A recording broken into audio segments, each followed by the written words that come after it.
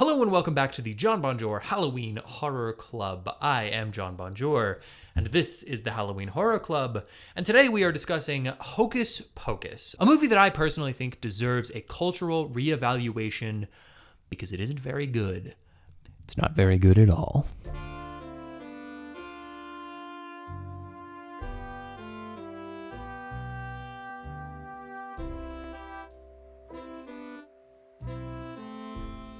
Before we dive into Hocus Pocus, really quick, I want to take us to the bar to make a new drink. You know, people keep asking me if I'm back, and yeah, I'm thinking I'm back. To the bar. Stupid, this is a stupid joke. So we are doing a drink for Hocus Pocus. I thought of a lot of drinks. I thought of a lot of different versions of this drink. I'm gonna be calling it Toil and Trouble. It was gonna be Witch's Brew. That seemed a little too obvious. It was gonna be Hocus Pocus. That also felt a little bit too obvious, but flavor profiles that I'm going for. These are very sweet movies, so I'm gonna go for sweet, not like tender-hearted, but just like very sugary. This is a very sugary film, so I'm going for something sweet. I want it to be balanced. I want it to feel crackling like a leaf. Like I want it to feel, I don't even know what I'm trying to get at there. I want it to feel a little bit dry, a little bit sweet. I want it to feel fall-ish, so I'm going for like an apple pie kind of thing. Got my mixing glass here. I'm gonna need a jigger. Hang on one second.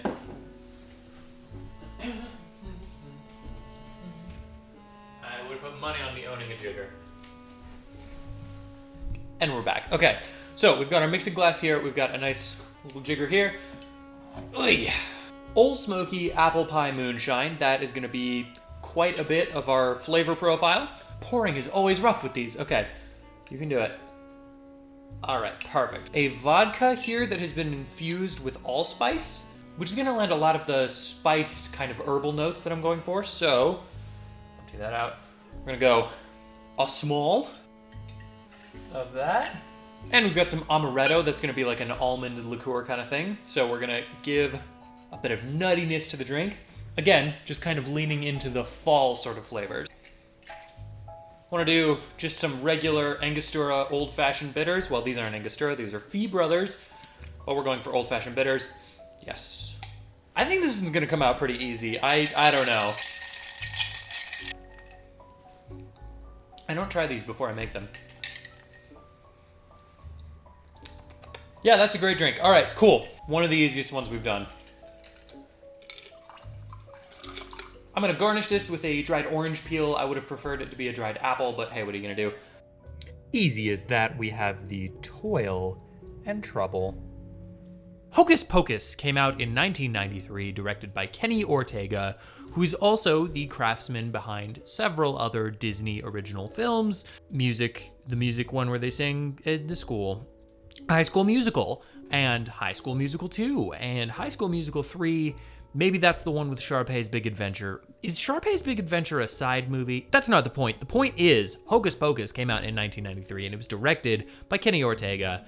And I don't want to be the person to deliver the information that I have to deliver to you today, which is, Hocus Pocus is not a good movie. It's not a good movie. There are elements of it that I think are very fun, but this is not a good film. I didn't like this almost at all. And it's kind of a bummer. The reason that it's on this list, I had never seen it before, but it is so many people's go-to Halloween movie. So I figure I have to cross it off my list at some point. I am a diehard Halloween guy. I might as well watch it. And we're doing the Halloween Horror Club. So this is the time to watch it. I had seen about 20 minutes of the film sometime in high school. Shout out Mama Irmer. I believe she was the one who played it. It was before Halloween. We were all hyped up on sugar. She didn't want to teach. We didn't want to learn. It made a lot of sense to watch a movie. And we popped on Hocus Pocus for like 20 minutes. I didn't love what I had seen of it, but you know, I was ready to give it a reevaluation. I was ready to give this movie a shot, and to be fair, I did give this movie a shot. I put my phone very far away from me because I knew that I would feel the urge to look at it, and I sat and I absorbed the film. So I don't say this as someone who didn't take in the movie. I watched Hocus Pocus very well. I did a good job. I'm a good boy who did a good job of watching Hocus Pocus, but I just didn't like it very much. There are elements of it that work really well. We'll get into those. And a lot of things that I think are just structurally, fundamentally, foundationally wrong with the film. But all that said, this is someone's favorite movie, and I want to be very clear. I don't like it. I don't think it's very good. I do see if you grew up with the film, it probably means a lot more to you than it does to me. I'm just a schmuck who had never seen it. Like, I'm just a guy who watched Hocus Pocus on a random Tuesday afternoon. So take this for what it is. If you love Hocus Pocus, I am so happy that you do. There are so many worse movies that I love with every ounce of my being. So don't feel bad for liking this movie. But I do want to look at it critically. I want to actually engage with the film and talk about what it's doing, talk about what I like, what I don't like. So this is not going to be all praise. It's also not going to be all hate. I think there are things that work, and we should probably just get into those right now. I think the most important thing, the thing that makes this movie watchable on any level to me, is the Sanderson sisters. I think those three characters are so much fun. Bette Midler, Sarah Jessica Parker, and Kathy Najimy, so sorry if I'm mispronouncing any of those names, all bring 100% of their A game. This is like a high school production in the best possible way when they're on screen. They are so hammy. They are going so cheesy all the way. And a thing that I do appreciate about the film, it's not like classic witchy. It doesn't feel like they're doing a riff on witches. These are very specific characters. The Sanderson sisters each have their own energy, character, and vibe that they're bringing into this movie, and it all does happen to be elementally a witch. It has the brooms and the big cauldrons and warts and all the cackling laughter, but it doesn't feel like they're putting on Halloween costumes of witches. They really, like, they feel like they were pulled out of a different time, and that is a thing that I think works really well. In conjunction with that, by the way, the whole movie, they are trying to figure out modern day culture, and I think that's the best aspect of the film overall. It is 100% hilarious every time that they're like totally shocked by the idea of sprinklers. The point of this film, if you've never seen Hocus Pocus, is that there are these three witches, the Sanderson sisters, who are put under a curse. They're killed back in the Salem witch trials kind of time. And they put a curse on this town that says that we're going to come back at some point on Halloween when somebody lights a candle or whatever the hell. And then in 1993, a young boy whose family just moved here, he has the hots for this girl who's really into the Sanderson sisters, so she gets him into this decommissioned museum. He lights the candle. The Sanderson sisters come back. And that's the rest of the movie, is them being chased by the Sanderson sisters and trying to stop them. The elements that I think that play really well are the Sanderson sisters they're brought from the witch trials to right now. And it is so funny to see them be 100% like unable to comprehend the idea of a paved road. That is intrinsically funny, and I loved every second of them just dicking around for the movie. The wacky, crazy shenanigan angle of the film is a lot of fun when they go for it. Them raising up this zombie, I'm trying to remember, Tommy, is that his name? I think I wrote it down. William Butcherton, Billy Butcherton. Okay, them raising up this zombie, Billy Butcherton, to chase these kids down is so funny. I'm actually just gonna blow right through it. My favorite moment of the movie is the Sanderson sisters raise Billy Butcherton from the dead. He wakes up, his corpse pulled from the grave, back to life, and he is immediately tired of it all. He is tired of living. He is tired of coming back. He was clearly enjoying his time being dead, and him coming back and just going, ugh, is so funny. Doug Jones plays Billy Butcherton, which is not surprising that I love the character. I think every character that Doug Jones has touched is a character that I love deeply with all of my heart, because he's just the longest, gangliest weirdo, and I love him for that. I love all of his performances. Billy Butcherton is not outside of that realm. I love what he's doing with this character. It's also fun, just like them flying on brooms is a good little, the effect is good, it's fun. When one of them flies they like go lose their brooms and have to go get other brooms or cleaning appliances, and one of them gets a vacuum. 10 out of 10. That kind of thing, the Beetlejuice kind of aspects of this movie really played for me. There's just not enough of them. I love the book that has like, it's basically the Necronomicon, but it's their like book of spells with the eye that looks around. Again, wonderful practical effect. I think it plays really well having the eye kind of look around. It's just really good. It's just a very good thing. I wish I had a book like that. I mean, obviously, I don't wish I had like a witch book. I wish I had a prop of that kind of book. I also, by the way, really wish I liked this movie more, because there are things that I really do like. If I loved this movie, I would be seeking out a prop of that book. I would be getting a little Billy Butcherton maquette thing. Maquette? Is that what you call them? A little statue. I would get one of these. I have this little Bigfoot and he's roasting a marshmallow by a fire, which is one of my favorite things that I own. It's so ridiculous. But I would get one of those at Billy Butcherton if I liked this movie more, but I just don't. But we'll get to that. The other things that I do like about this, I love a movie set on Halloween. This is a movie set on Halloween night that feels like Halloween night. It does a very effective job of communicating the feeling of a child on Halloween. I really enjoy the vibe that it is bringing. It's fun, again, to see the Sanderson sisters. They run into, like, a guy dressed as Satan, and they're like, there's like a whole probably 5 or 10 minutes of them just kind of thinking that he's their master Satan, and that's very, very fun. He's just like an old married guy who's extremely into all of this, and they're like really going for it. And his wife is like, "What the hell is this, dude? Like, what are we doing?" So I think a lot of those jokes, those goofs, those shenanigans work very well when they go all the way. Another example of them going all the way, my final like truly good thing that I love about this movie is there's like a Halloween party that the parents go to for a while. The Sanderson sisters also show up there and put some sort of spell on the parents, if I remember right. That Halloween party looks bonkers fun. Like, I can't imagine, there's not a lot in this world that I wouldn't do to get an invite to a Halloween party like that. If you watch these videos and subscribe to my channel and you throw a Halloween party even 60% as cool as that party, please invite me. I will come. I don't care where it is. I will make that happen. Maybe not this year.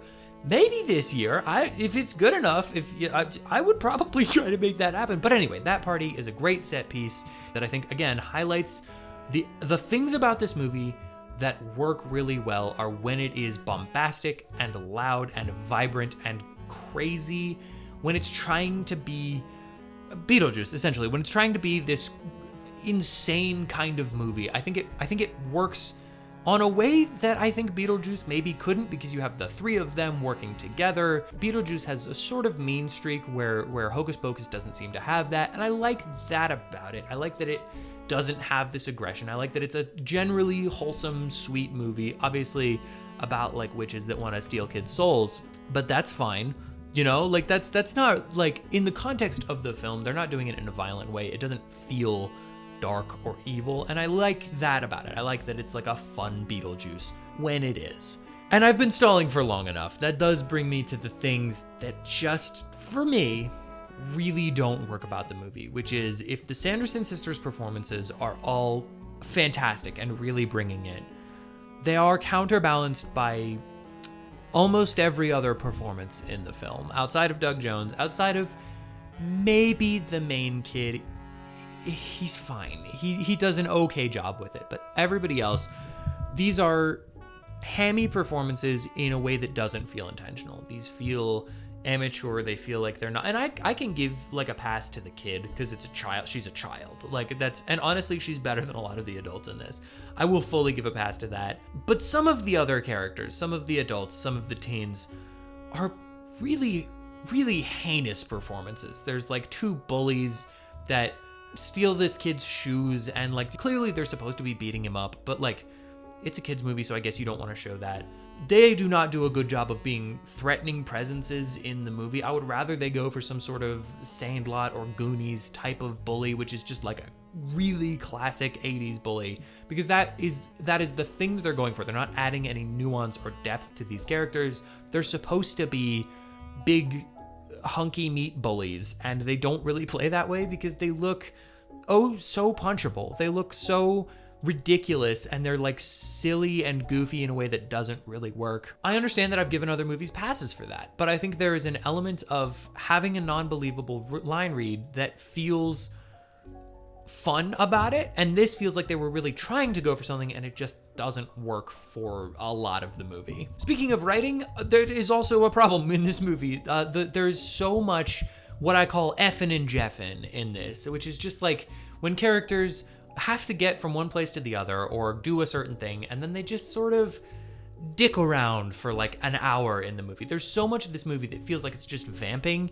and like I can forgive a movie like Superbad, or I can forgive a movie like Beetlejuice that's clearly just an assembly of goofs. This is trying to be a story, and it is a story up until the Sanderson sisters come in, and then it's just some bits and skits for like an hour and 10 or so, and then it's a story again right at the end, right when they try to like defeat the sisters, which it doesn't really work. Like, structurally, this movie is pretty flawed in ways that I find very frustrating, because I think if you had done one or the other of the two, it would have worked. It's just trying to do both that doesn't. It really feels like there's a lot of just random wandering in the film, a lot of just trying to kind of walk around and have a little fun thing happen. And some of it works, some of it doesn't. Also, the thing that I find most abhorrent about this movie, and I get that it's the 90s, I fully understand that, but the talking cat looks horrible. I mean, just awful, and not in a charming way. Like, not in a way that feels like, oh, it's so sweet that they did old school effects. They try to go for like a weird CGI. I don't even know quite how to put my finger on it. It feels like AI, even though I know that it fully wasn't, like, because it's 93, there's no way that would be true. But it has that uncanny valley aspect that I think just is really upsetting to watch, and it's a character that we're supposed to be rooting for, and I just can't find myself doing that. I think this would have played a lot better if it had been a practical effect like the book is. Do like a stop motion little guy. I would way rather that, and I feel like that would have a charming element, where this has a haunting element that does not feel intentional on any level. In terms of the writing, there's also just so many script issues. It's a 93 kids movie. I can't be that upset about it. And that is my thing. These are criticisms that I think are valid. It's just how much you care about that is completely up to you. If you're already bought into the movie, I could totally see getting over all of these things and loving it despite them.